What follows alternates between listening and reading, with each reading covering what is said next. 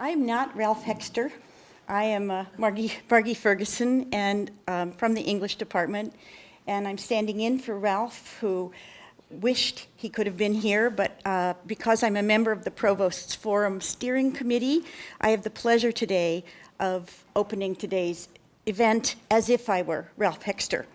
This is the only event in 3 years of forums that he's missed, and he wouldn't have missed this one if he hadn't been called away on urgent university business.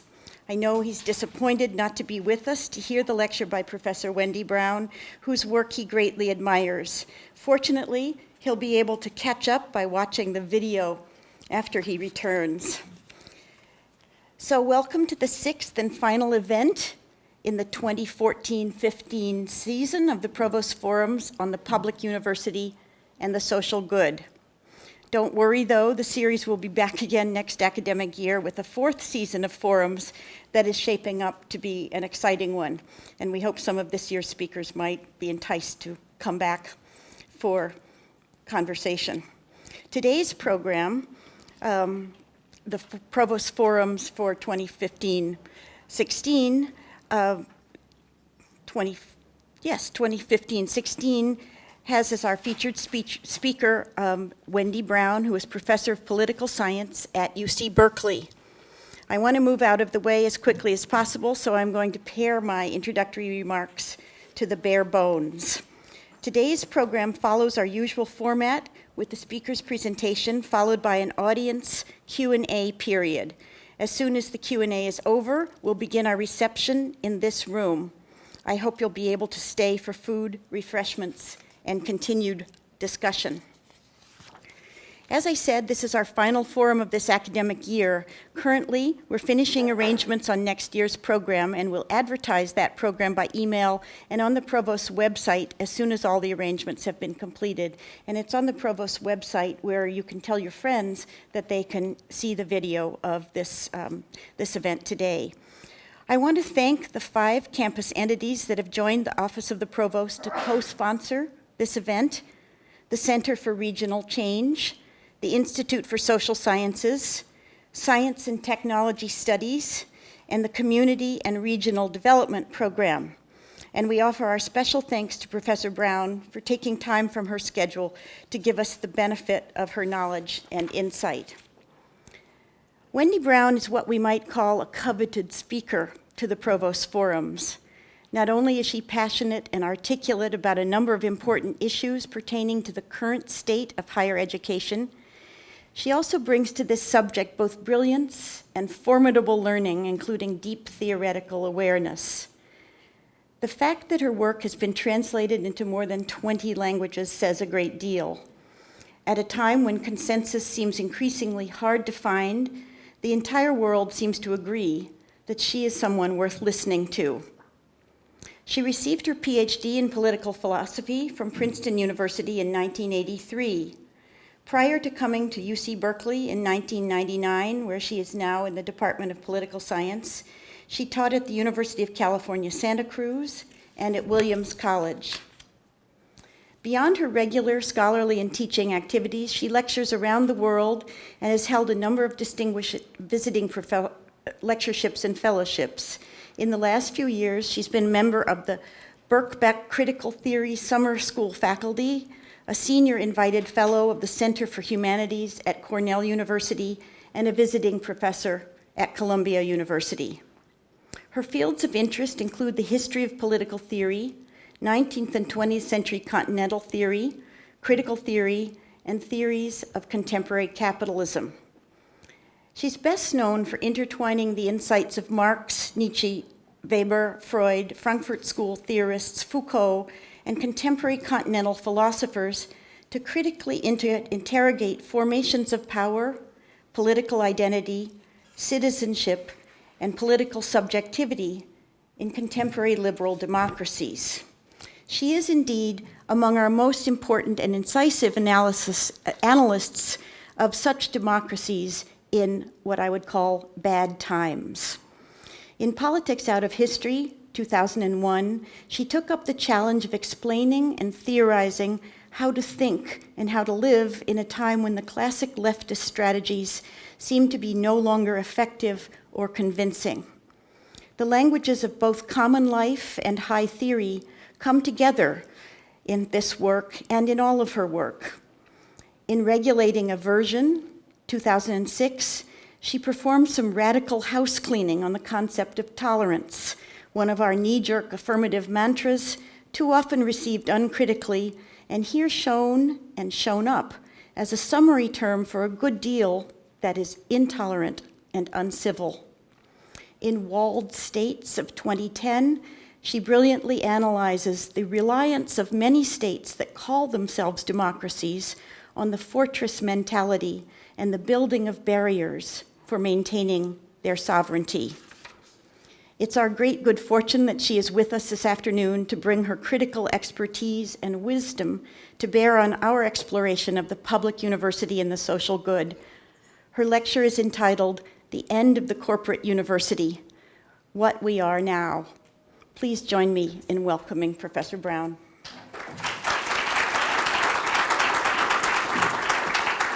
We have the transfer of mics here.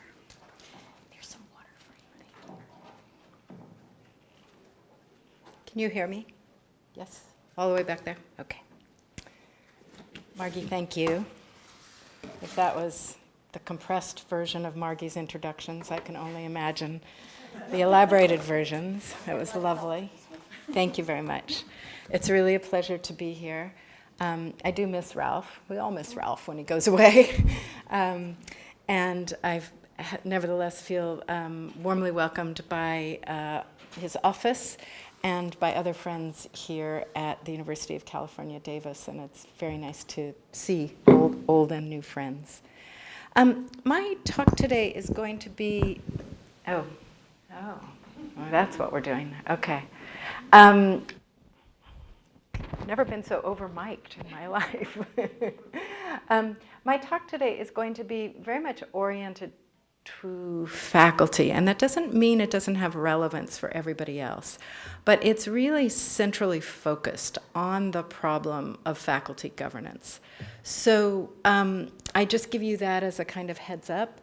I have other things to say about public higher education and about higher education generally in these times of transformation. But this particular talk is really oriented toward that particular problem.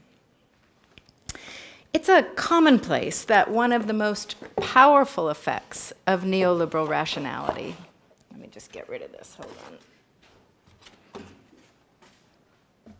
Okay, it's a commonplace that one of the most powerful effects of neoliberal rationality, that distinct form of reason which casts all human endeavor and all human activities in market terms, that one of its most powerful effects is to undermine the rationale for public goods and the very meaning of public interest. This has important implications for both the teaching and the research dimensions of universities, especially public universities. Exceeding, while contouring, privatization, continuous cost-cutting, rising student debt, this distinctive form of reason leads both students and faculty to approach university existence largely in terms of enhancing their own capital value. Conversely, neoliberal rationality is what challenges support for curriculums organized to educate citizens for democracy or support research undertaken for the public good. Indeed, democracy itself becomes largely incoherent when submitted to neoliberal rationality. When humans are only market actors, when all the world is only markets, when the ubiquitous norm for success in such markets is to enhance your present and future value, there's actually no basis for popular sovereignty, or even for the political participation we know as the modest form of voting or deliberation about the common good. Now, to the extent that many faculty are directly interpolated or organized by this reasoning, and to the extent that they conceive their activities and agenda in terms of individual or program value enhancement, and of course the ratings between the two are linked. The higher the value of the individual in the profession, the higher the program is ranked. The higher the program is ranked, the higher the value of the individual. To the extent that most faculty are directly interpolated by this form of reasoning, One way to understand the steady diminishing of interest and presence of shared governance in recent decades rests right here. Many faculty have ceased to be concerned at all with shared governance, and university management, itself increasingly oriented by business metrics, often discourages it. There is some truth here, but I think it only tells part of the story, and what I want to do is get at the rest. And then after I get at the rest, I want us to try to think together about the predicament that's produced by what I'm going to call the structural displacement of shared governance. I want us to think about the predicament that produces for sustaining and renewing some of the crucial purposes of public universities amidst the tremendous transformations in higher education today that are incited by the combination of neoliberal reason, financialization, globalization, along with new technologies and new demographics. So to fill in what I'm calling the missing backstory about why shared governance has been structurally displaced, I'm going to explore two things at a very broad level. First, why it took so long for the university to be conquered by market rationality. And second, the entailments of this conquest for faculty governance. I'm going to argue that the frequent naming of our predicament today as the corporatization of the university actually misreads the ways that universities have been reshaped by the transition from a corporate economy to a shareholder or financialized economy. More than a misnomer, it prevents us from grasping what this transition has meant for both the governance and the mission of universities. The problem in a nutshell could be put this way. In a matter of 40 years, public and private institutions of higher learning have shifted from being governed by faculty to a form of governance contoured by shareholder value and increasingly disseminated across university life rather than concentrated in any particular body. This isn't merely the result of the economic restructuring of academia. Of course, that restructuring has occurred at every level.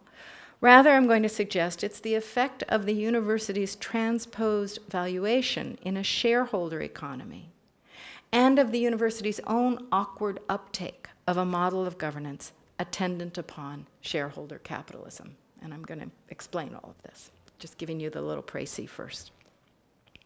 So, my argument will be that while we're appropriately frustrated by a loss of public investment in university research and teaching as a public good, while we're appropriately frustrated by retrenched student access generated by ever-rising tuition costs after half a century of nearly free public higher education, while we rightly lament reducing students to bits of human capital, remaking curriculums for high-level vocational training, valuing research by its potential for partnership with industry, my suggestion is that each of these is actually a symptom of the revolutionary transformation of universities in the past 2 decades that has been occasioned by the larger transition from corporate to shareholder capitalism.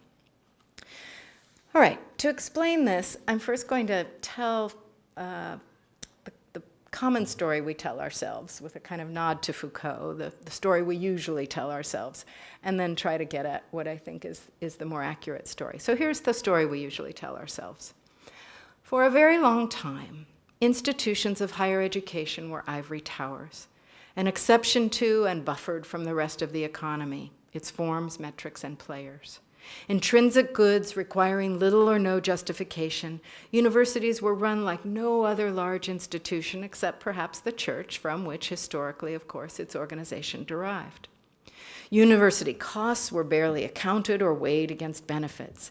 Universities were unusually large, diverse, yet holistic operations, integrating and cross-subsidizing science and the humanities, undergraduate education, and highly specialized research, harboring on the same grounds scholarly gravitas in the professoriate and a forever young student body engaged not only in formal knowledge acquisition, but social, sexual, cultural, political discovery.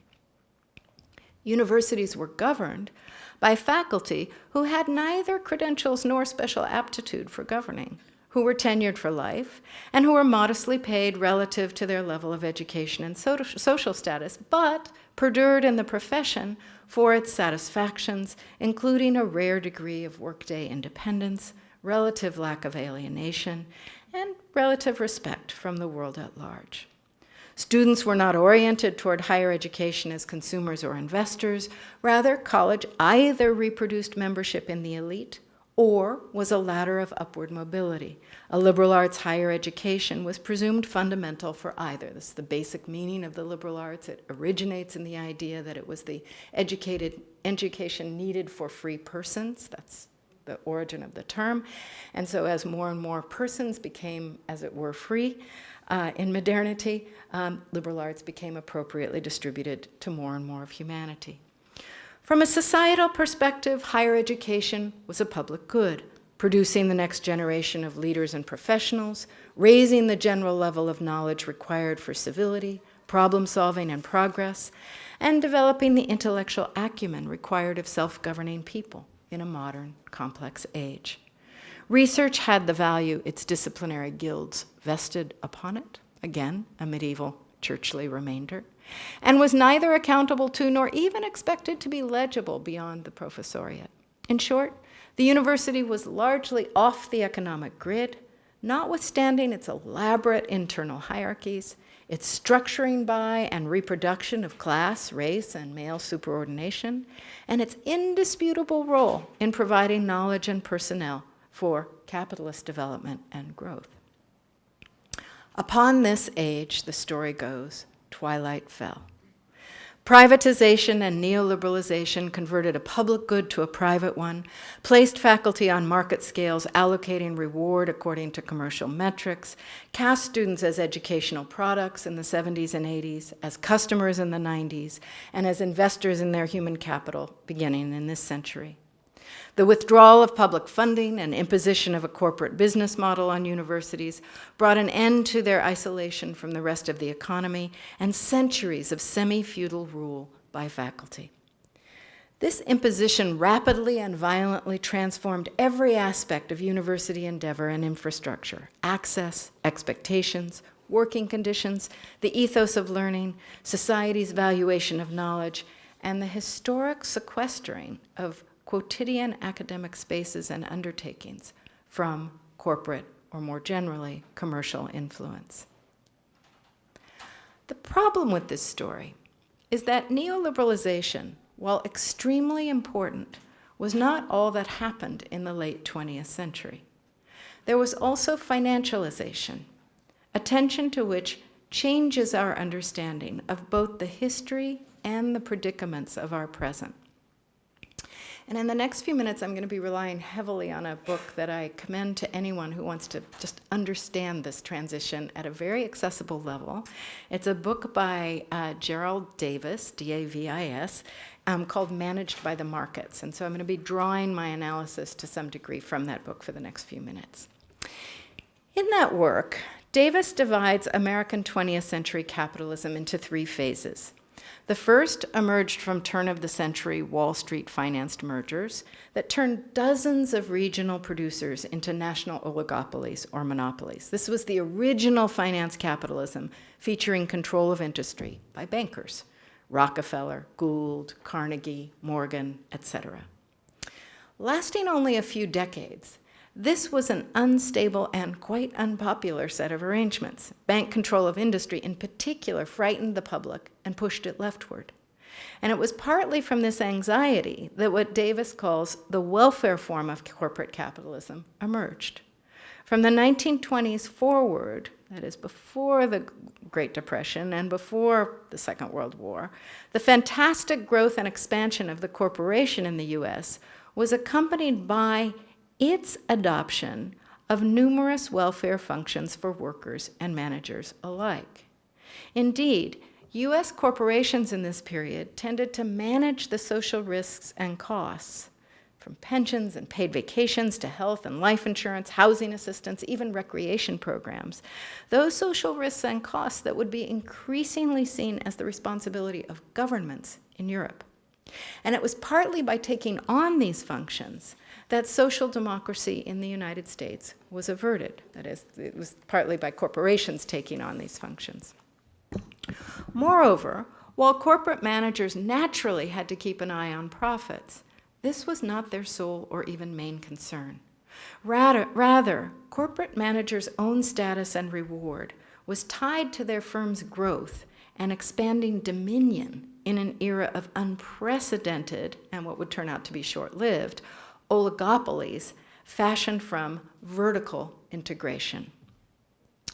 So that's the second stage of capitalism in the 20th century. The third stage of 20th century capitalism, what he calls, and I will now be using this, financial or shareholder capitalism, disintegrates these giant institutions as it divides and outsources and offshores various operations, as it displaces managerial control of firms with governance according to shareholder value, and transforms everything about the way that successful firms are oriented, organized, and compete. The corporation itself, in this period, late 20th century, is reduced to a nexus of contracts, divested of a particular soul, and the developments and fortunes of the corporation become tied exclusively to shareholder value, both existing shareholder value and prospective value. In this way, boards of directors gain power over managers, and managers themselves rise and fall according to their capacity to enhance shareholder value. Don't worry, we're going to come back to universities in a second. It's all going to make sense. Now, our concern is with the transition from corporate capitalism to shareholder capitalism. Shareholder capitalism affects academia not simply by neoliberalizing or privatizing it, but by radically transforming its governance parameters, metrics, and sources as the university is remade in the image of shareholder capitalism. So my argument is that universities were largely organized and governed, although with their own weird inflections and adaptations, by the welfare corporate model for much of the 20th century. Universities were large, vertically integrated institutions run like little welfare states and managed by faculty along with some administrators for the well-being of the whole. What we are suffering now is therefore not the corporatization of the university, but its undoing by shareholder capitalism. For this claim to be compelling, we have to dig a little deeper into the transition. As I've already suggested, though it's difficult to fathom now, managers of large 20th century corporations were not exclusively oriented by profit, let alone shareholder value. Corporations famously satisficed. Some of you are old enough to remember learning that term in your Econ 101 class, rather than maximized value. And managers were much more concerned with and rewarded for expansion of their operations, of their corporations, than they were for profit margins, let alone stock value.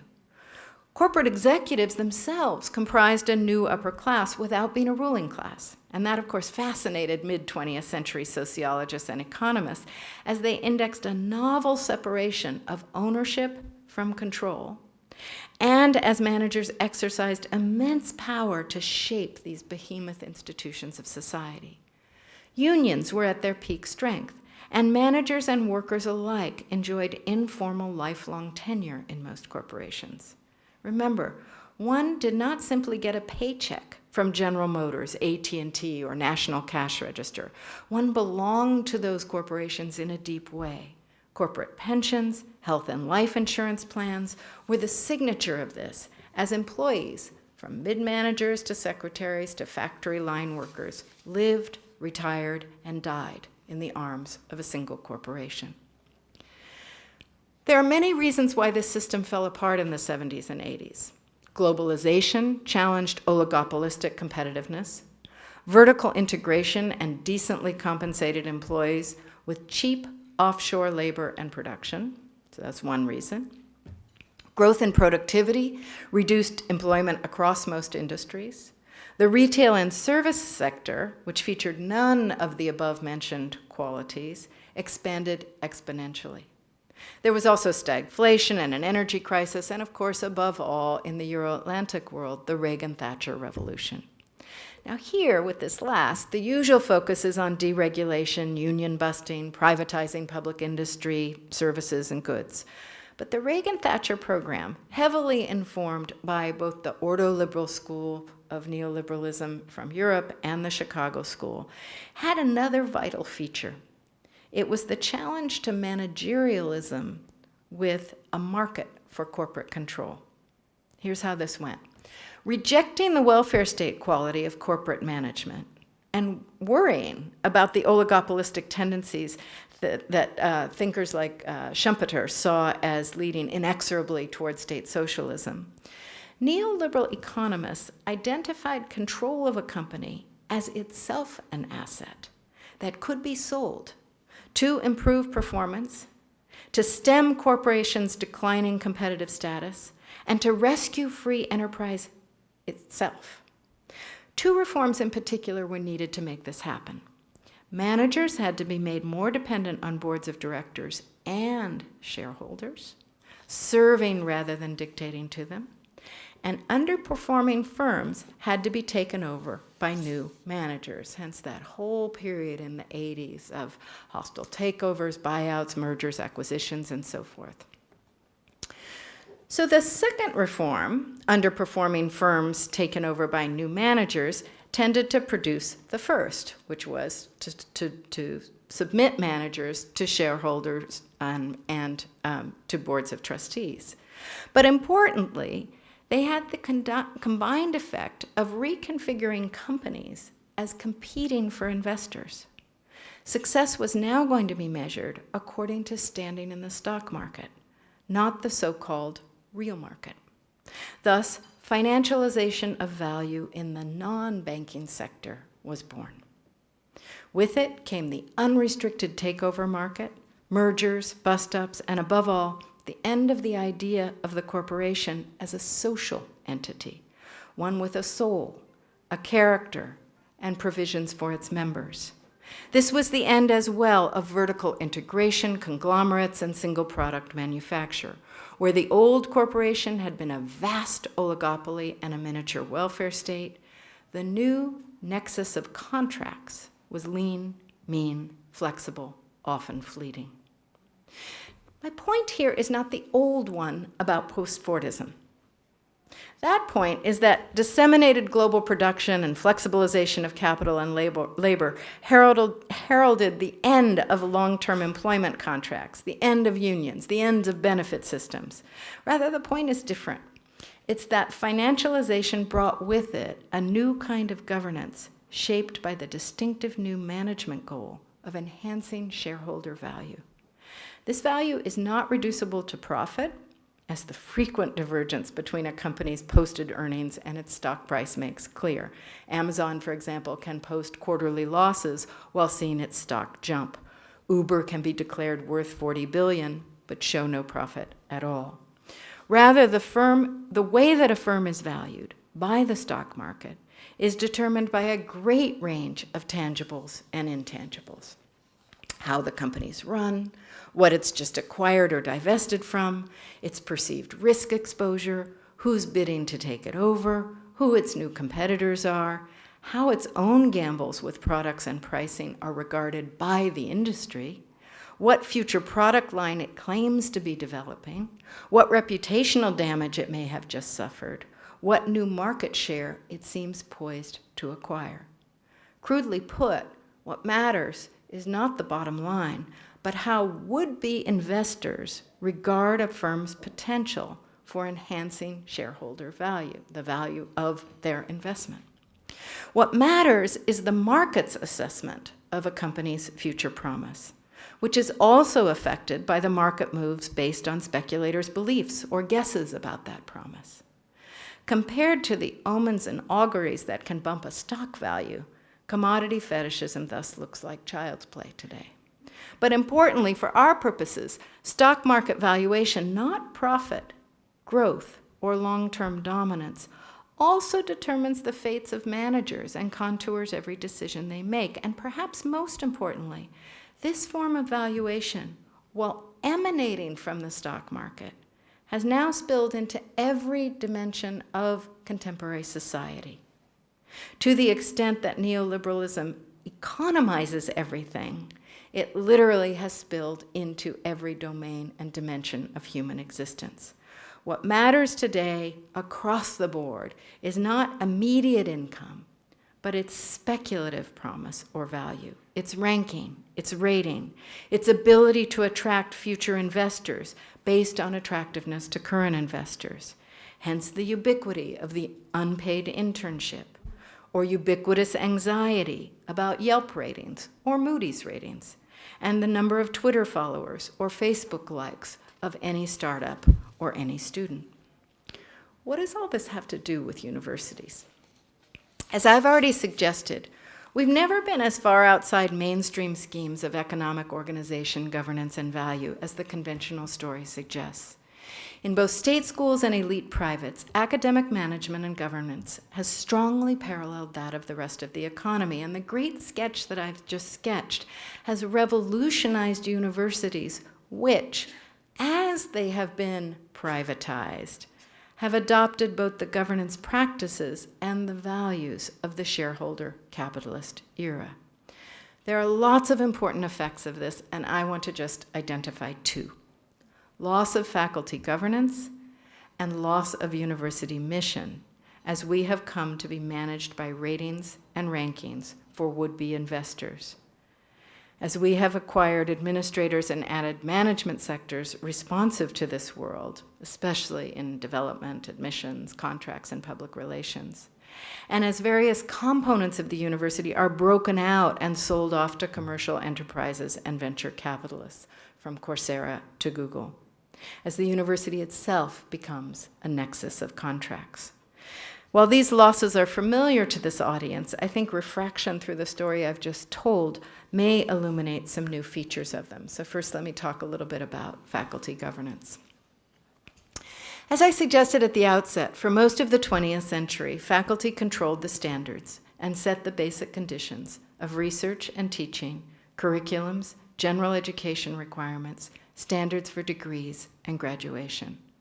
Through a combination of Senate committees, departments, and individual decisions, faculty mostly determined what and how we taught, what we thought students should know and obtain degrees for, what programs should be developed or transformed or retired.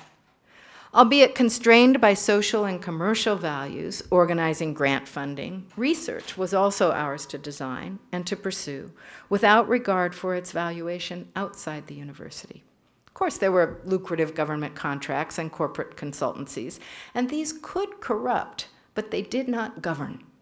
They were there for the taking or not.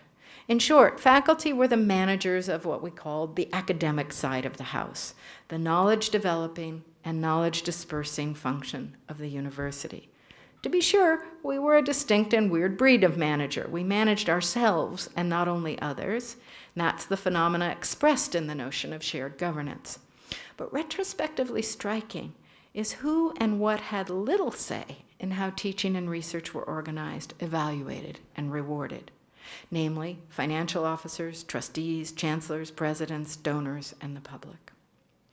Faculty governance was acceptable through the era of corporate capitalism, precisely as I've suggested, because it comported generally with its parameters and values.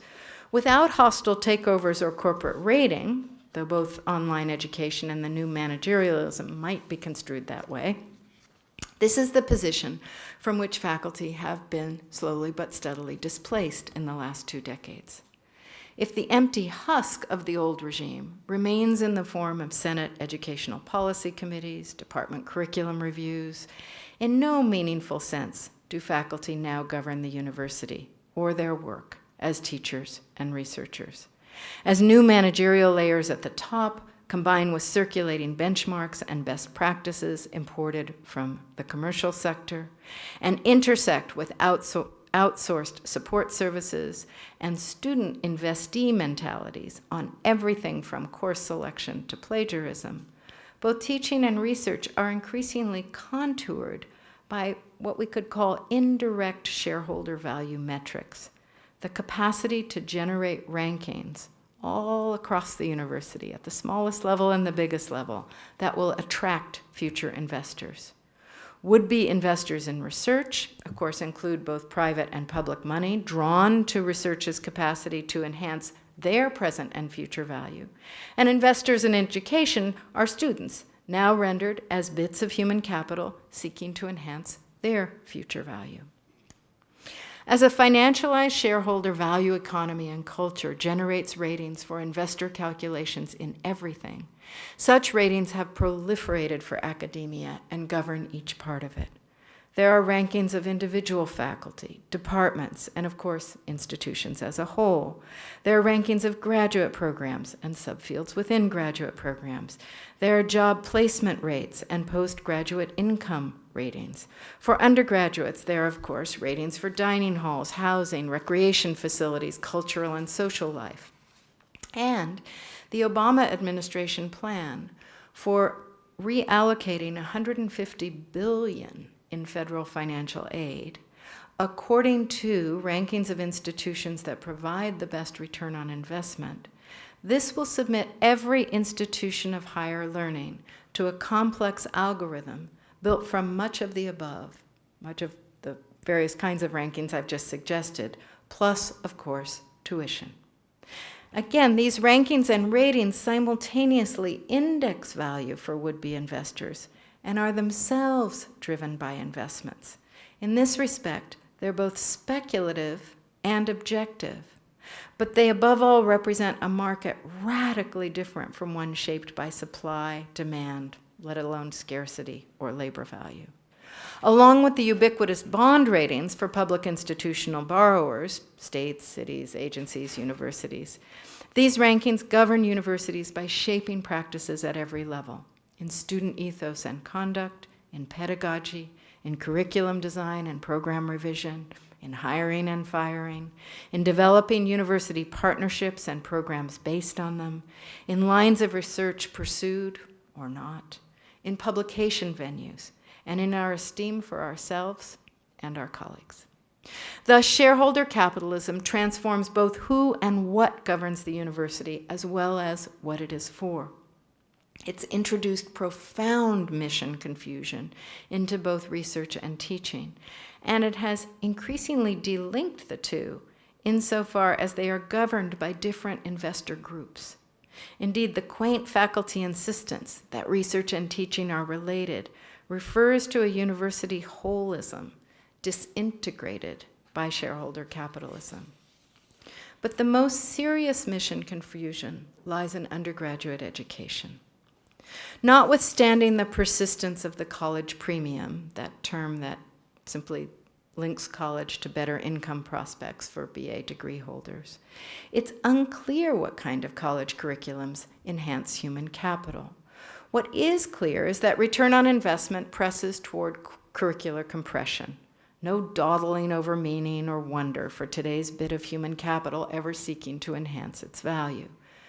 Meanwhile, a new problem opens up as students themselves become the source of instructor and course ratings. Once confidential, used primarily as information in hiring, promotion, and teaching improvement, imagine that, teacher rankings are now public, gamed, and growing determinants of what gets taught, how, and by whom. Indeed, student indifference to the status as opposed to the effectiveness or entertainment value of faculty reinforces the casualization of academic labor. A cheap young classroom talent is a better investment than a tenured teaching mediocrity for student and institution alike.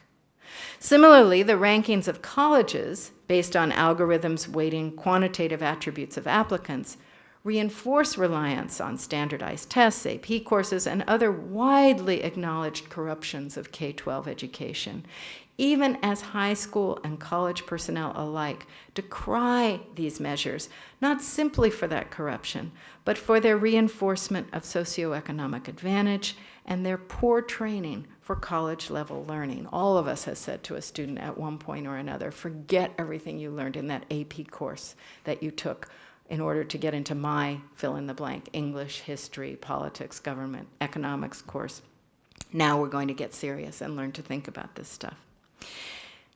Where was I? So the rankings of colleges are based on a series of things that are actually often decried by college professors and others themselves.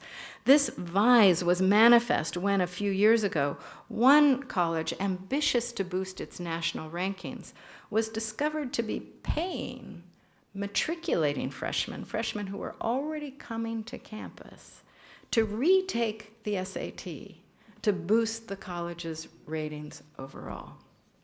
How long before colleges induce their graduating seniors to take lucrative jobs in finance rather than social work? Why? Because it will up the college's return on investment rating and reallocate federal financial aid in that direction. This is what it means to be managed by the markets.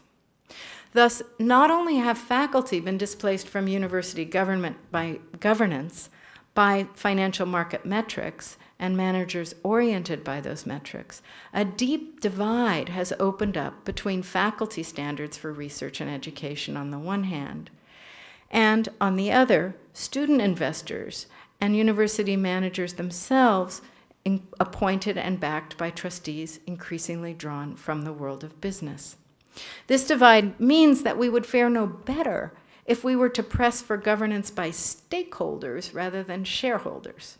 Other university stakeholders, families, students, managers, staff, the public, donors, share neither a commitment to the old model of the university as a corporate whole, nor the wish to restore the old managerial class, the faculty, to the throne.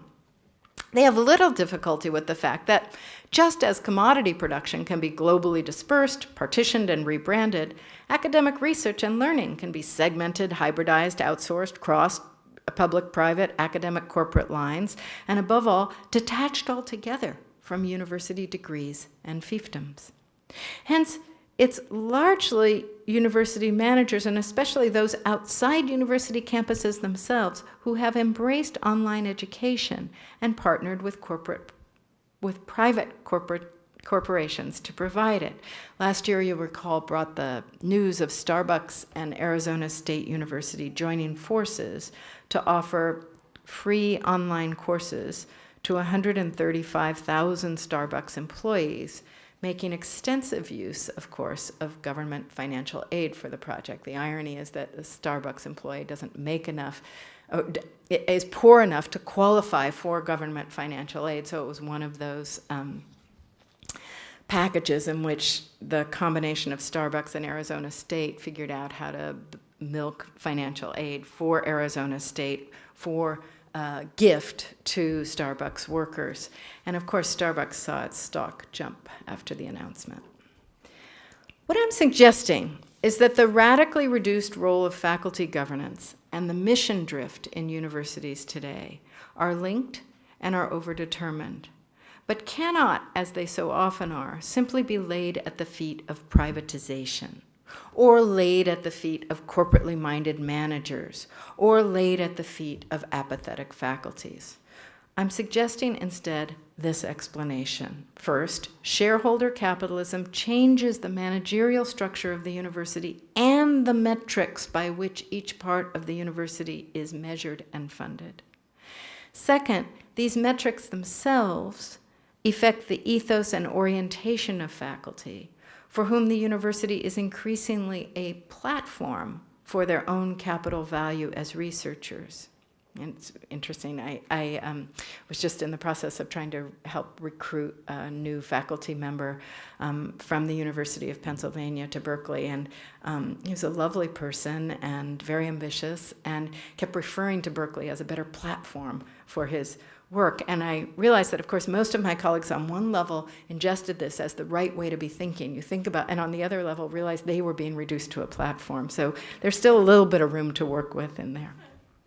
Okay, so the ethos, orientation, and activity of faculty increasingly understand the university as a platform for their own capital value as researchers, a value, of course, that is depleted by extensive teaching duties, let alone involvement with governance.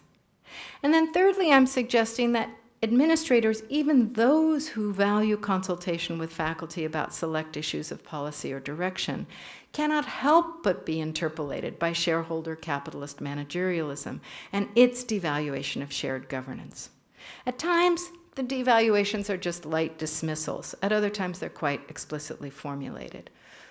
For example, last year at the Aspen Institute, former Harvard president Larry Summers said that what prevents higher education from serving students well today are are the dual evils of tenure and shared governance.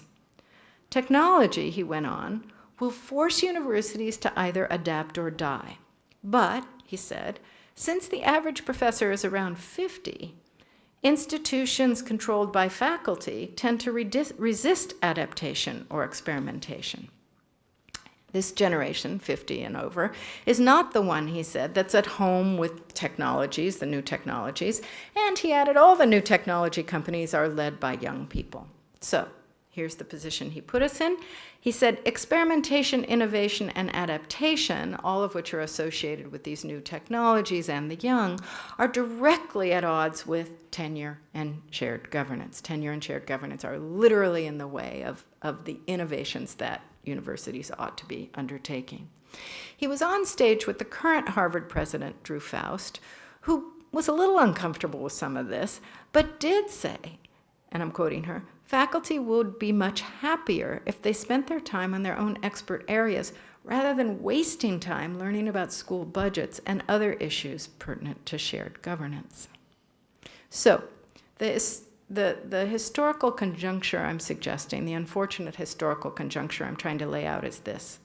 At the very moment when universities are facing the most dramatic transformation they have faced of the past 100 years in funding structure, organization, ethos, expectation, management, relationship to state, society, and economy, faculty are structurally disenfranchised, not only ideologically dismissed, from the position of having very much say in these transformations. And I think it's unfortunate above all because at least some faculty, some of the time, have wisdom on the questions of what higher education and advanced research are for, what conditions nurture or imperil these things, and what the complex mission of universities ought to be now. We are not, as we are so often characterized as being, only troglodytes, or only careerists, or only cranks, or only arcane specialists, though each of those is a little bit of a dangerous edge to our existence.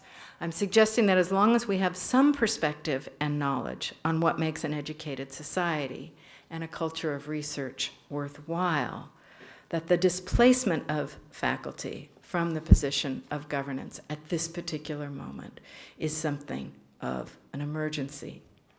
So the question I want to address in concluding is not whether faculty have any hopes of retrieving their former power to govern, which I think is really as unlikely as retrieving, say, sovereignty or cultural homogeneity of nations from the maw of globalization.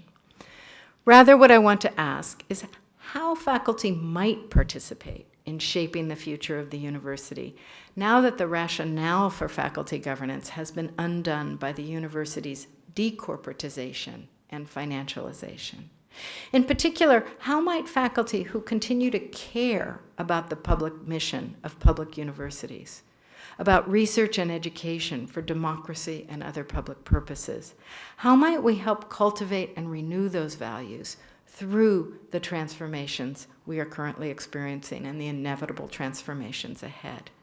If not as the governing class, and if not as academic laborers simply fighting for our own sectarian interests, what might be our role in shaping universities as educational and research institutions in this century? How might we preserve universities against forces that increasingly threaten to impoverish, at an intellectual level, our classrooms and our labs, our graduate programs and our research, our collegiality and our creativity? And how might we preserve them against the threat of imperiling this, I guess I would put it this way, the future of civilization itself when an educated citizenry is needed so very badly? How might we protect the non-financialized value of learning and research, along with public access to it, that is now being challenged, if not bulldozed, by shareholder capitalism? So I spy two possibilities here, and in naming these, I'm probably going to piss off everybody, but that's what you come to do a talk to do, I suppose, sometimes. So one possibility is to take up what I'll call the structurally weak, but perhaps symbolically potent position of Tiananmen Square's Tank Man, or Palestine's Rachel Corrie, or Tunisia's Arab Spring fruit seller. What do I mean? Displaced from substantive governance, we can become protesters against various developments that threaten to degrade the university's public and intellectual purposes. And I think this has been the character of much faculty activism over the past 2/3 of a decade, taking shape in ad hoc petitions and protests, channeled through our faculty associations, through Christopher Newfield's invaluable blog, and so forth. But the problem is, very few faculty actually have the spine and humility for this kind of activism, where there's no presumed deference to our status or to our gravitas, let alone our historical claim to the throne.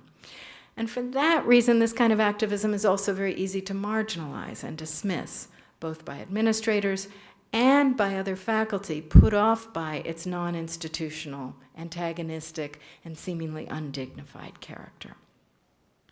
At least that's been a substantial part of my own experience working with the Berkeley Faculty Association. The other approach reckons with the paradox that neoliberalism's strong anti-democratic force, it's what I started out by talking about, its economizing mode of reason, its replacement of shared with managerial governance, and its tendency to reduce everyone and everything simply to concern with capital enhancement. That anti-democratic force may require some non-democratic forces of governance or resistance. I don't mean Leninism or Maoism or authoritarianism, so stay with me for this final turn and I'll try to explain. Configured as it is by neoliberal rationality, and more specifically by the metrics of shareholder capitalism, democracy itself, including its institutional form in academic senates, cannot be counted on to preserve and renew the mission of public higher education. It can't be counted on to care about educating for democracy or conducting research in the public interest. Just as democracy at large can't be counted on to sustain the institutions that it actually requires to survive, but is perfectly capable of abandoning, defunding, or deforming those institutions, whether by empowering corporate capital as lobbyists or campaign funders, or by divesting from public education at the very moment that capable, informed citizenship requires enormous amounts of social, political, cultural, economic, literary, and historical knowledge. Indeed, this is the situation of neoliberalized democracy today, spurred by diminution of everything that does not convert to capital value enhancement, and spurred by the encomium towards self-investment and self-reliance rather than provision through the social. The public has disinvested in higher education across the board and has done so democratically. It has withdrawn support from higher education as a public good, and it's increasingly skeptical of higher education as a private good. So, if we cannot count on existing forms of democracy, either inside or outside universities, to preserve their value against the economic rationality that's undercutting it, perhaps we need guardians, stewards, trustees of public higher education, just as we have stewards or guardians of the wilderness and the arts, of endangered species, cultures, and resources. Perhaps we need a body that stands apart from the markets and the metrics that otherwise imperil these things. Perhaps we need something supervenient, with its eye only on the problem of how to nourish unbought research and an educated citizenry. How would this go? Such guardians or trustees, whether taking shape as councils within governments or within universities or both, could not be representative committees or stakeholder groups or policymakers. Members could not be elected. They could not be appointed either according to their corporate or financial status, their prominence on Wall Street or Silicon Valley, as most university trustees and regents now are. Rather, they would have to be selected on the basis of their established concern with the public mission of producing an educated citizenry and research for the public good. And they would have to hover near the center of power without themselves being in power, available to corruption and interest. They would, as Plato had it, have to be those least desiring to rule. Such trustees of public higher education might work by considering every significant proposed development or change to higher education policy and universities through the prism of its potential effect on education and research for the public good. These kinds of developments, things they might be concerned with, could include tuition and financial aid formulas, reorganized curriculums or degrees, reorganized or outsourced staffing arrangements, compression of time to degree, major partnerships with corporate donors, radical budget reallocations, new assessment instruments, contracts with MOOCs, and more. Anything could be brought before the trustees, but by anyone, but only one question could guide their analyses and deliberations. Does this proposed policy, or divestment, or restructuring, or new set of relationships tend toward the enhancement or the diminution of the public mission of universities, especially the aim to generate an educated democracy and enable research in the public interest?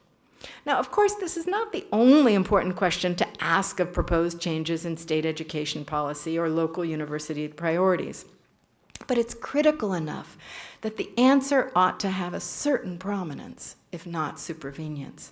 Most importantly, this kind of a question, currently absent from almost all debates and developments concerning the future of higher education, might by this means come back into public discourse. Of course, there would be many practical and political objections to such a proposal, starting with how guardians would be chosen, the violation of shared governance and democracy that such a council represents.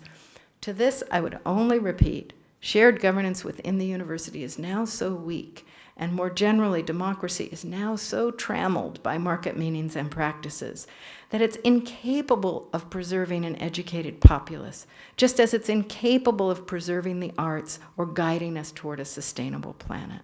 Indeed, that trammeling is part of what's brought us to this pass, as the demos itself, the people, increasingly ratify practices and conditions by which the demos is disintegrated as a demos.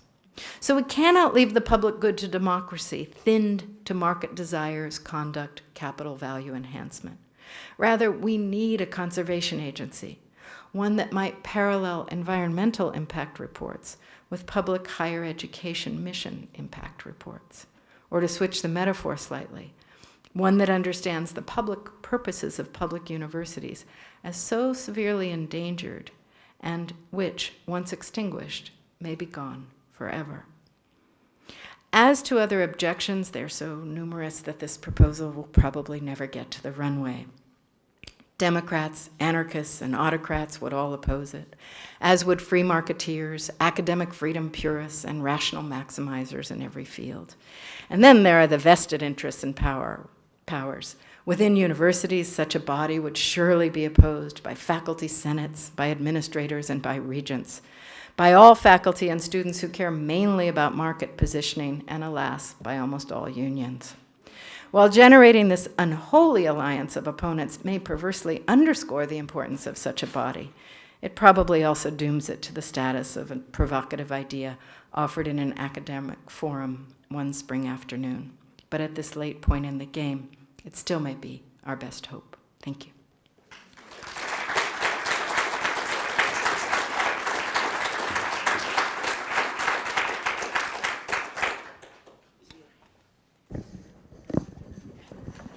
Thanks very much, Professor Brown, and she is now willing to entertain your questions. So, or arguments, yes.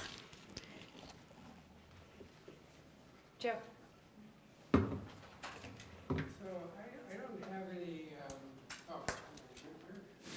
I don't have any disagreements with your analysis. But I have a question that I don't understand anyway, how to get to the answer, and it's related to your last suggestion. So let me make a comment about that first. If you look at the state constitution, the UC regents are set up very largely, at least the language of it, is similar to what you're proposing. And that the regents are supposed to manage the university as a public trust, And there's mechanisms in the Article 9, Section 9 for the appointment of the regents, which would, if followed, have a chance of producing a board of regents that looks a lot more like what you're proposing than as a conservation agency than what actually exists. In spite of that, in spite of the fact that it's, the supreme law of the state, it's routinely ignored by the governor in making appointments with complicity from the legislature, in particular, Senate Rules Committee. So that's a comment, but it's connected to my question, which is, your analysis is kind of an explanation of what has happened, but if it has in it a explanation of why it happened, I missed it.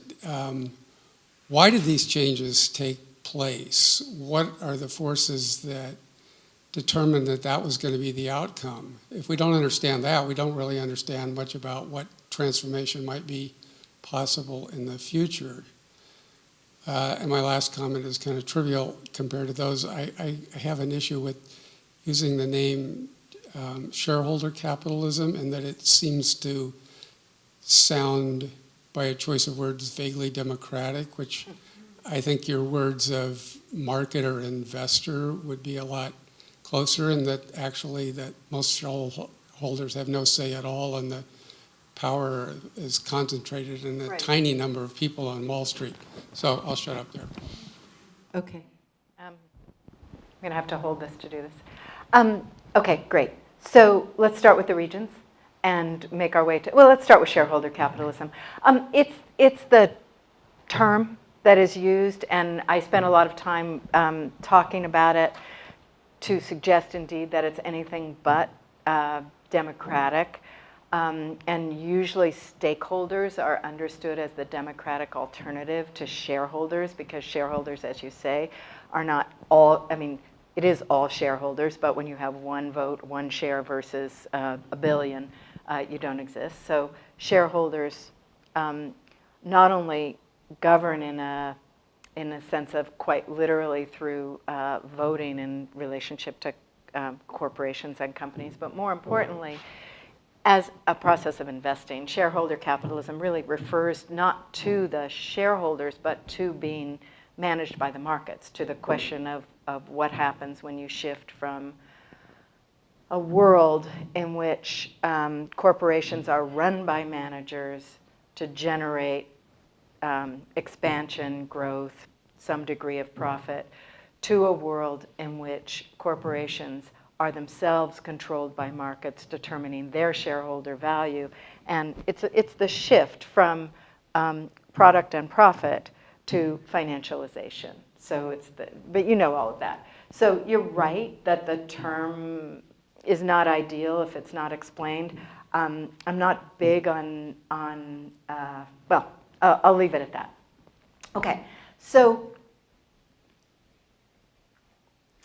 regions. You're, of course, right that the whole idea of the regents was to be trustees of a public institution and to look out for it as a public institution. And probably one could say many things about why the trustees didn't go that way. One thing, or the regents didn't go that way. One thing I would add to the usual things that are said, which is simply that they're political appointments and they reward donors. Is that one of the perversities of California in particular, as you know, Joe, is that being a regent is considered one of the most plum things you can be in contributing to election or re-election of a governor. And this has meant that the reward for contributing heavily to gubernatorial campaigns is regental appointments. And it's ironic because most of the regents don't actually care or know much about the details of public higher education. They just want to be hanging out in this especially august domain. And it's useless to us as something as a venue for renewing or redirecting the future of public higher education in California, because it has nothing to do with people who actually know what peril the university is in right now or understand the peril at its deepest substantive intellectual level. So you're absolutely right that what I'm suggesting is something apart from that, and I'm suggesting that it is quite literally a substitution for what has gone so off the rails in the form of the regions. It's not like the regions were ever free of a monopolization by wealth, by market orientation, by but the extent to which the combination of let me put it this way, California's success in real estate, in Silicon Valley, and in other areas has produced a set of regions who literally are those folks. And the combination of that with the press to marketize and financialize universities has made the regions, I would put it really bluntly, essentially enemies at this point of the effort to try to preserve what's worth preserving at the University of California. So we have to, I actually just think we have to give up on them and think about an alternative institution. It doesn't matter how guaranteed it is by the Constitution or what the mission of the Regents is. We now have a system that's so deeply broken that we need something else in terms of renewing the possibility of public interest and a public good. There was one last thing you said, though, that I wanted to say something about. Oh, the why. So I tried to give you the why really quickly, what the accident was that actually produced a world of financialization that exceeded just the world of banks. I don't want to rehearse it again now, but I partly think that we don't need, let me put it this way, I'm not convinced that we have to have the account under our belts of why it happened in order to understand what world we're in now. I do think I do think why it happened is fascinating, because I don't think it was inevitable. I don't think finance capitalism and financialization of everything or neoliberalization were inevitable features of capitalism. I think they came about through a set of convergences and even some accidents. But they are what we have now. And it's not that if we had the answer of exactly how they came about, we'd know how to roll it back and take them apart. I think we have to approach the question of what to do with what remains of public institutions in the context of both a neoliberalized world, a world in which public value and public goods are radically diminished, and a financialized world, a world in which what matters is ratings, rankings, and enhancing capital value rather than just direct profit or return on investment. I think we have to reckon now with those as we think about how to preserve public goods, public education, and educating for something besides job training in public universities. I'm sure that won't satisfy you, but yeah, you can say one thing, and then there's somebody behind you. On that, yeah, I totally agree. The regions have run off the rails in spite of what the Constitution says. But I'm interested in the why, because the why they've run off the rails? Well, I think the reason they run off the rails is similar to the reason that we're... I think it's a little different. That's what I'm trying to suggest about the regents, is that... Let me finish. Yeah, okay, go ahead. The question is really not to claim that the regions can be resurrected, but how can you set up some kind of conservation agency, for lack of a better term, that would not also run off the rails like the regions have? So this is why I was hedging it with all of these different things. It can't be democratically elected. It can't be representative. It really has to have one purpose, and that has to be its purpose, and it has to be built from that purpose.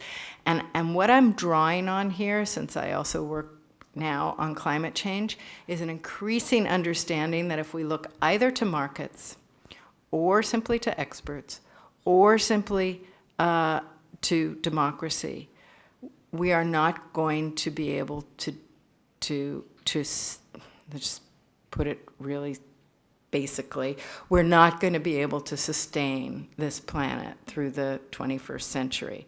We have to figure out some other bodies that are not autocratic, that are not dictatorial, but that call the emergency into public presence at every turn that the planet is in. And I'm suggesting that these new forms of governance that recognize that what we want to do, what we might long to do through democratic means, we can't do when democracy has been so deeply corrupted by neoliberalism. But at the same time, we can't simply turn our backs on it. So I'm looking for ways to develop bodies that could bring the problem into prominence, not empower them to the point that they could destroy what remains of democracy, but at the same time not simply make them yet another exercise or shell game in this and that stakeholder who bargains away this and that piece of the thing. So it's open. As I said, I want us to talk about it. That may not be the right road to go down, but I don't think we'll succeed in rehabilitating the regents in time to preserve public education. I don't think that we'll be able to get the California public to not only to reinvest quickly, but to rise up and say, oh yes, I want a liberal arts education for my daughter or son, because that does regenerate democracy and give us another shot at governing ourselves and make the whole person, and so on and so forth. I don't think we're going to get it from the public. I don't think we're going to get it from the regents. I don't think we'll get it from our managers. I don't think we'll get it from faculty who are mostly now fully interpolated by the world that I've described. Most of my political science colleagues spend most of their time looking at the rankings and ratings of their books themselves, their worlds, their journals, their publications, their conference venues and so forth, to sense where they are and where their colleagues are and where they might be, and they are not particularly interested in the question of what to do with the public university.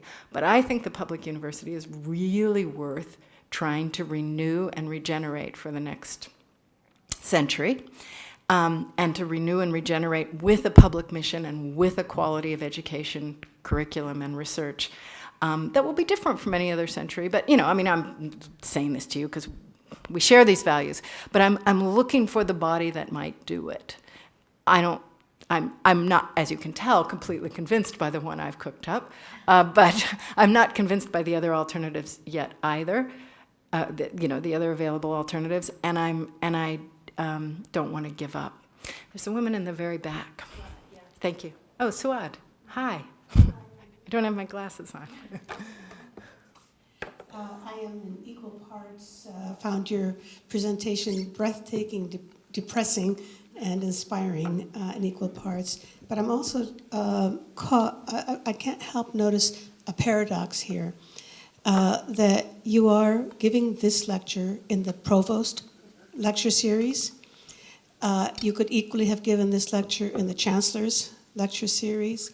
And I've attended a few of these, and there have been other presentations which, interestingly, like yours, are actually offering an analysis counter to the very thing that we are doing in the universities.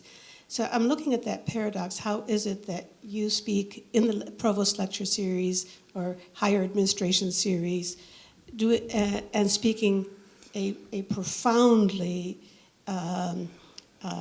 shattering critique of the very practices that we have actually engaged in, whether it's a new budget model, whether we're all driven by student credit hours, whether every week we get new rankings for departments. By the way, some universities have gone much further out in this than we have. I have colleagues at Yale where each faculty member has a number that they're ranked by, and they're either depressed by that or elated by that. But the idea of reducing. Of course, Britain takes it further than anybody. Yeah, right? yeah. It's global. I've got colleagues at the American University in Beirut, and they get numbers also. Right.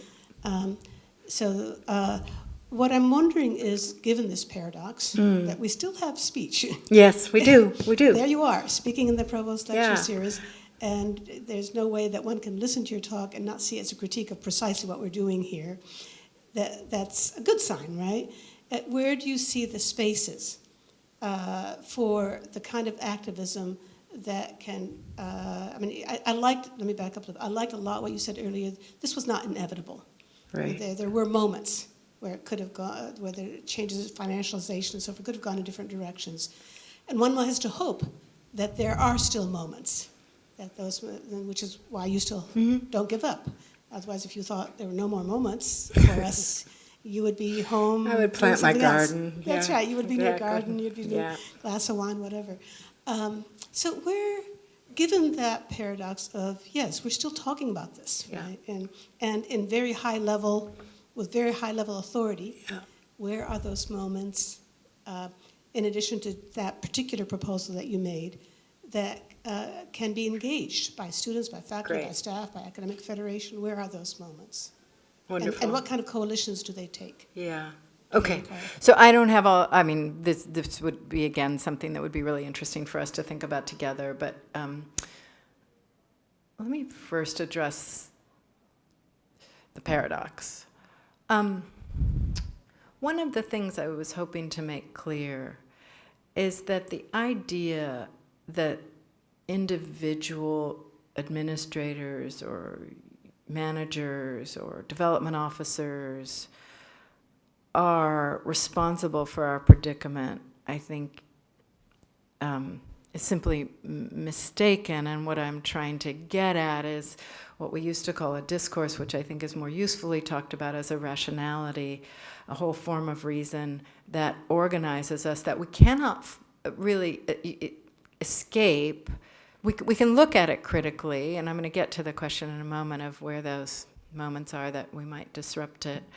But I do think that it's brave of Ralph to say, let's have this conversation and let's have it be open, and let's have people come in who have all kinds of different views. I don't know how many different views there are among those who have spoken, but let's have this conversation, and let's not be afraid of it. And let's not even be afraid of it if I'm off signing a deal with China that is part of the very thing that, is whatever. I mean, that was at least the joke Ralph made with me when he sent me the email explaining the predicament. So I don't think it's, I'm trying to depersonalize it for all of us so that we don't get so defensive about it at a personal level and finger point at a personal level, and instead understand the organization of reality that this rationality produces and the conditions of existence that it sets up for institutions, for individuals. There's probably no place any of us sees it more vividly than with our graduate students, who often arrive passionate about the particular subject that they've come to study with us or in our programs, and in no time at all, because of the tremendous scarcity in a future professoriate and in the world they wish to enter, learn how to entrepreneurialize themselves, enhance their capital value, game and scheme and so forth, and feel miserable about it as they do it, because they literally go from that moment of raw intellectual passion about the work to recognizing what it's going to take to produce themselves, to build their resumes and produce themselves and enhance their value. So I think it's not so much a paradox that I can speak here about the things that we are all engaged in doing, as it is the condition of our existence, and as you point out, the fortunate condition of university existence, that we remain available in some quarters, not all, but in some quarters, to critical inquiry into the who and what that we are. And it is only in some quarters. There are, as you know, many parts of the university that are quite closed to such a conversation and simply understand themselves as doing what they need to do in order to achieve those rankings, ratings, and so forth. And I think there are increasing pressures for all of us to become like that, to shut up and sing. So one answer to the second part of your question, I think, is right there, that it really does remain important, I think, for us to be able to acknowledge complicity without it turning into personal guilt, while making the scene that we're in an object of study and an object of, in some cases, resistance or transformation or experimentation or creativity. And there are many different possibilities. I think there are lots of different, as you say, possible coalitions and possible spaces, but I do notice that each time a genuinely intellectual space is opened up on campus among a small group of faculty and graduate students, an exciting moment in an undergraduate class, where suddenly that question, let me put it this way, the excitement about intellectual inquiry, transformation, development, collaboration, and so forth displaces some of this other nonsense, that it's actually quite powerful. It's extremely powerful, especially if it's acknowledged and underscored. And what I find, I'm sure many of us do in our classrooms, is that we're constantly dealing with, especially in large undergraduate classes, students who are thinking about the class as nothing other than an instrument to the next rung on the ladder and so forth, and that they're sometimes caught by surprise in their intellectual excitement. And then that's the moment, I think, to teach the problem that we're up against. Now, the last thing I would say here is that some people have more of a stomach for this kind of, you called it paradox, I'm calling it complicity, being both subject and object of the problem at once, being able to have a certain reflexivity and critical engagement with it and look for possibilities to experiment, to transform, to resist, even while knowing it's never going to be pure, it's never going to be complete, it's never going to be deeply and totally satisfying, but we might make some headway here and there. Some people have more of a stomach for that than others. And so I think we also have to recognize that some people really hate cognitive dissonance. And I feel like a lot of my social science colleagues, since that's where I hang out, really don't want that dissonance. They really want it neatened up. Either we're going to, this is either a monstrous world or we're going to get on the train and go with it. And it's hard to sit in this other place. But other people, and here, this is where I think the humanities are actually, one of our best, I want to call it sort of substantive and deep allies in this work right now. I feel like the humanities are better for this. That's the place where as an art of thinking and learning and knowing, these kinds of tensions are often nourished rather than suppressed. So, maybe that's a space to think into. Last thing I want to say is my experience with undergraduates these days is that most of them hate being reduced to bits of human capital. They hate it. They do it. They're in it. They're always on it. They've been building their resumes since they were 3. That's how they got to these places.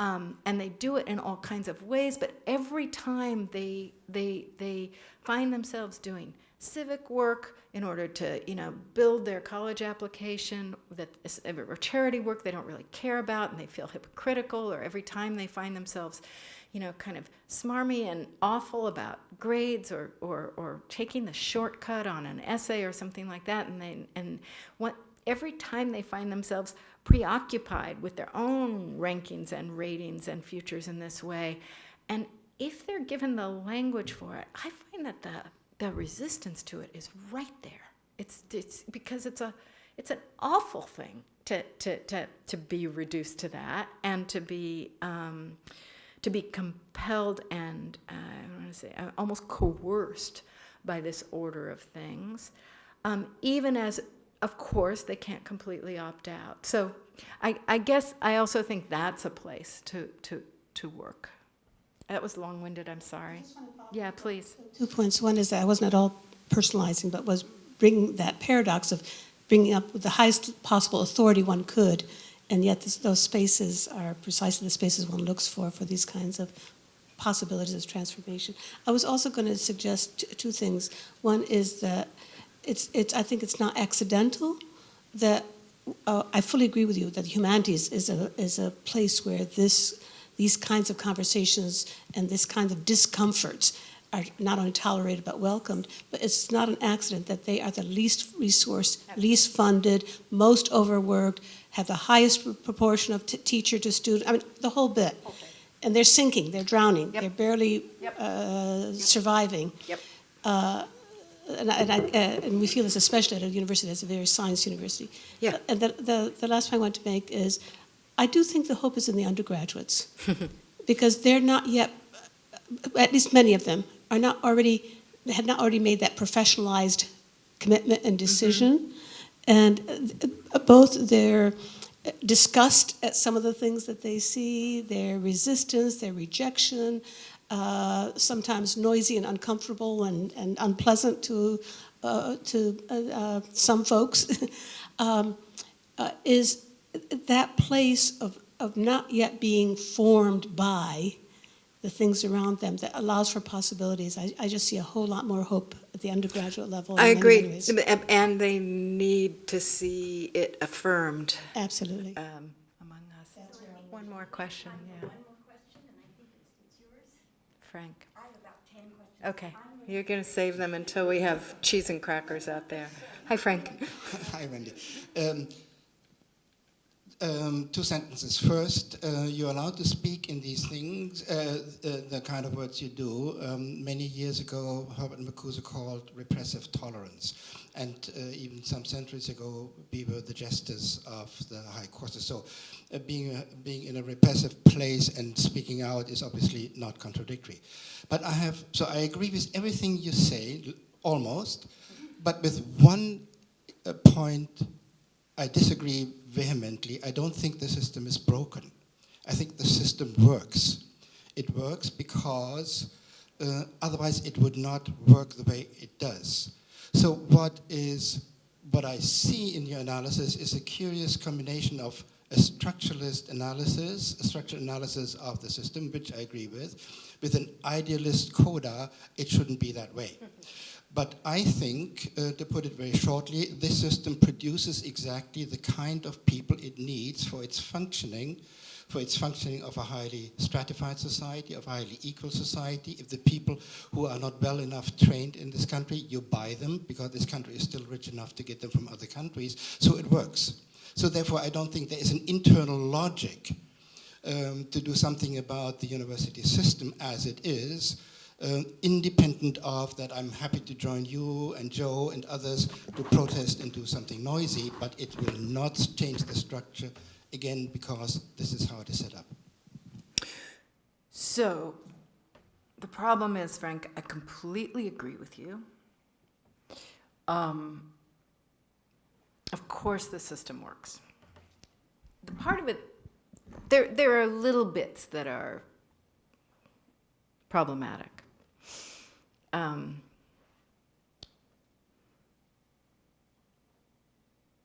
Having to do with a public that continues to desire what it imagines to be the access and the benefits of a public, high-quality, higher education system that is increasingly privatized and unaffordable if there's no public investment in it. There are things like that.